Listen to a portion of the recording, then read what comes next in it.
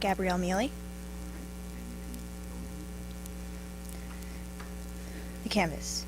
Beneath the bright yellow overtone of a portrait life, the darker shades lie, with flecks of red and brown and silver.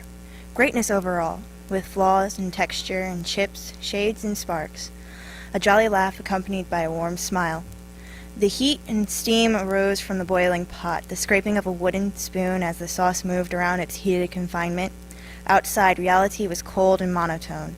Inside our kitchen, though, warmth and life coursed through every atom. My father stood in front of the stove. His once white apron was now stained with colorful stains of what was. The mustard splotches, tawny dots, wine-colored splashes, all dulled and mixed by the many washes it has had. "Gabrielle, come help your daddy out," he said as I finished setting the table. I smiled and walked to the stove, stepping in front of my father's robust belly. He handed me the spoon. "Dankeschön." As I stood on my toes, I could just barely peer over the top of the big sauce pot. The blistering steam I had watched curl around the air was now curling around my small face. It didn't bother me much. The smell had made it too hard to pull away.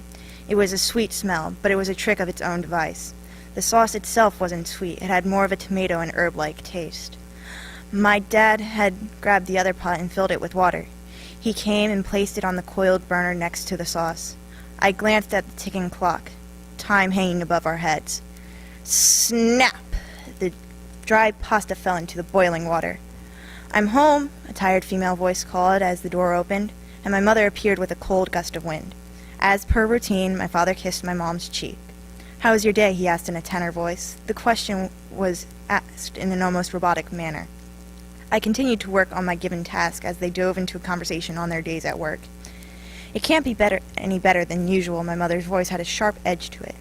Mom went to the fridge and pulled out the iced tea. She poured the dark liquid into a tall glass for herself. "Honey, can you pour me some lemonade?" "No ice," my father's voice drawled. "Sure thing, Anthony." My mother smiled, but it seemed strained.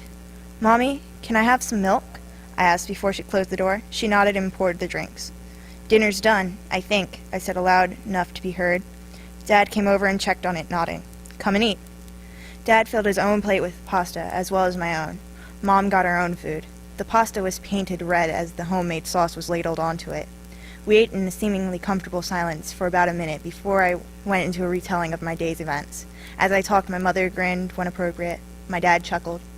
The time seemed to disappear, the moment splashing colors onto the canvas of my life, the canvas of my family, the canvas of my memory.